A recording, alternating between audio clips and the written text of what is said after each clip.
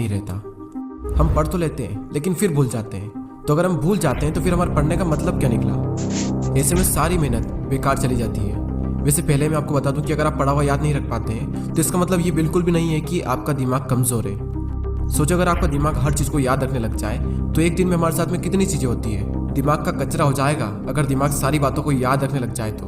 वैसे हमारा main topic है कि हम पढ़ा हुआ याद कैसे रखें। अगर इस प्रॉब्लम का सोल्यूशन निकल गया तो आपका टाइम भी बचेगा और आपको रिजल्ट भी बहुत ज़्यादा मिलेगा।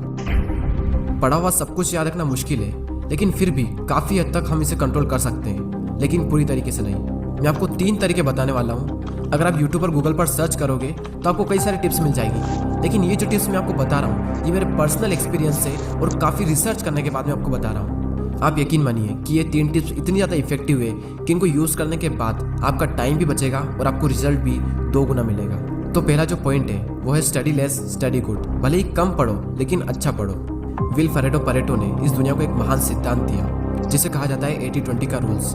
इन्होंने एक ऐसा नियम दिया जो कि दुनिया की हर वस्तु में हर जगह पाया जाता है। इन्होंने बताया कि आपके 20% एफर्ट्स आपके 80% रिजल्ट में कन्वर्ट होते हैं। इनका कहना है कि आप सिर्फ 20% चीज़ों पर फोकस करो, आपको 80% रिजल्ट सिर्फ इन्हीं से मिलेंगे।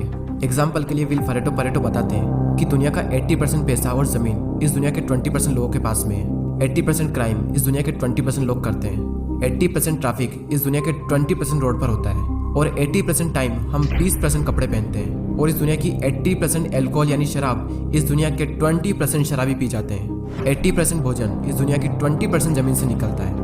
80% बारिश इस दुनिया के 20% बादलों से होती है। इस दुनिया के 80% इन्वेंशन इस दुनिया के 20% साइंटिस्ट ने किए हैं। और सिर्फ यहीं तक नहीं, यही आंकड़ा हमारे अपने यूट्यूब चैनल पर भी लागू होता है। 80% वॉच टाइम उन लोगों से आता है जिन्होंने इस चैनल को सब्सक्राइब नहीं किया है। कहीं आप भी तो उन 80% लोगों में से नहीं हो। और सबसे इम्पोर्टेंट फैक्ट कि 80% रिजल्ट हमारे 20% एक्शन से आता है। और यही रूल आपके एग्जाम में और आपकी पढ़ाई में भी लागू होता है। आपके सिलेबस का पढ़ा हुआ 20% आपको 80% दिलवा सकता है। तो आप 20% मोस्ट इंपॉर्टेंट चीज़ों को निकालें और उनको पढ़ें, और वही 20% चीज़ें आपको 80% रिजल्ट दिलवा सकती है। और आपने जो 20% निकाला है वो आपके सिलेबस के कंपैरिजन में बहुत ही कम है। तो ये जो कम है ना, इसको बहुत ही अच्छे से करो। और यही था हमारा first point, study less and study good. दोस्तों, मैंने भी कई बार ये गलती की है कि जितना पढ़ना होता है उससे हम कई गुना ज़्यादा पढ़ते हैं, और इसका रिजल्ट ये होता है कि हमें जो याद रखना चाहिए वो भी हम भूल जाते हैं। एग्जाम में अब वैसे भी ज़्यादा दिन नहीं बचे, तो आप इस रूल को यूज़ करके काफ़ी अच्छा रिजल्ट पा सकते हैं। अब नेक्स्ट जो पॉइंट है वो है स्टडी इन मॉर्निंग। और ये जो पॉइंट है ना, ये मेरा फेवरेट पॉइंट है, क्योंकि मैंने अपनी लाइफ की ज़्यादातर पढ़ाई सुबह ही की है। एक तरफ एक स्टूडेंट है जो सुबह जल्दी उठकर 2 घंटे पढ़ाई कर रहा है, और वहीं दूसरी ओर एक और स्टूडेंट है जो दिन में 4 घंटे पढ़ाई कर रहा है। तो ये जो पहला वाला स्टूडेंट है ये ज़्यादा आउटकम दे पाएगा दूसरे वाले के मुकाबले। सुबह जल्दी उठकर पढ़ने के 2 सबसे बड़े बेनिफिट होते हैं। सुबह के टाइम हमारी कंसंट्रेशन सबसे पीक स्टेट पर होती है, और सुबह के टाइम पे जो कंसंट्रेशन होती है शायद ही पूरे दिन में आपको वो कंसंट्रेशन मिल पाएगी। और सेकंड बेनिफिट ये है सुबह जल्दी उठने का कि सुबह कोई भी डिस्टर्ब करने वाला नहीं होता है।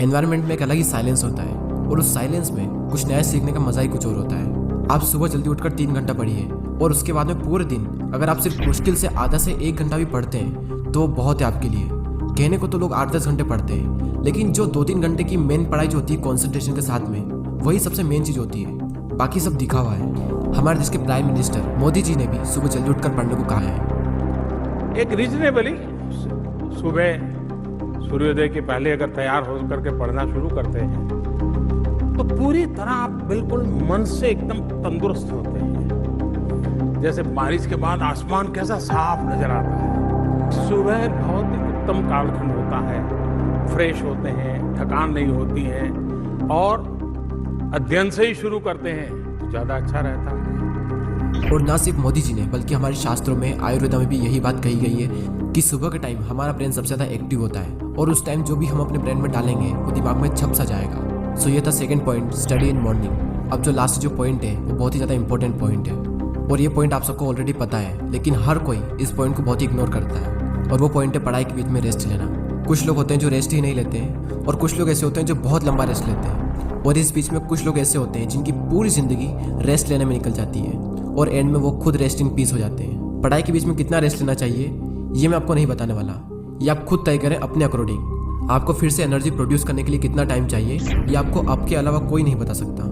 जितनी इंपॉर्टेंस हम अपनी पढ़ाई को देते हैं उतनी ही ज़्यादा इंपॉर्टेंस हमें रेस्ट को भी देनी चाहिए, क्योंकि रेस्ट ही वो चीज़ है जिसकी वजह से हम पढ़ पा रहे हैं। हम एक दिन में जागते भी हैं और सोते भी हैं। तो उसी तरीके से अगर आप काम कर रहे हैं तो काम के बीच में रेस्ट लेना भी